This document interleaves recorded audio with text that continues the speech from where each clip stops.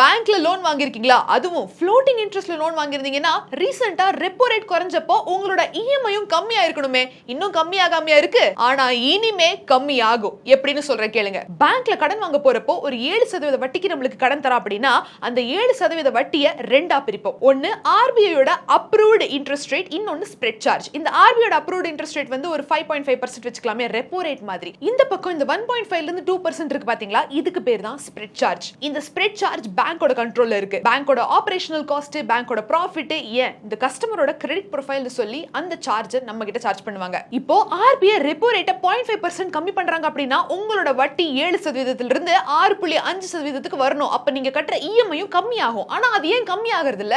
ஏன்னா பேங்க் அந்த நேரத்துல ஸ்ப்ரெட் சார்ஜ் அதிகப்படுத்திடுறாங்க. ஏன்னு கேட்டா ஆபரேஷனல் காஸ்ட் அதிகமாயிருச்சுன்னு சொல்றாங்க. ஆனா இனிமே அவங்க அதை பண்ண முடியாது. ஏன்னா அரசாங்கம் அக்டோபர் 2025 இருந்து இந்த ஒரு விஷயத்தை ஸ்ட்ரிக்ட்டா எல்லா பேங்க்கும் இம்ப்ளிமெண்ட் பண்ணணும்னு சொல்லியிருக்காங்க. ஸ்ப்ரெட் சார்ஜ் எப்ப அதிகமாகணும் அப்படின்னா அந்த கஸ்டமரோட கிரெடிட் ஸ்கோர் ரொம்ப இறங்கி இருக்கு அப்படிங்கிற பட்சத்துல அந்த ரிப்போர்ட் படி தான் நீங்க ஸ்ப்ரெட் சார்ஜ் அதிகப்படுத்தணும் அப்படின்னு சொல்லி அரசாங்கம் சொல்லியிருக்கு.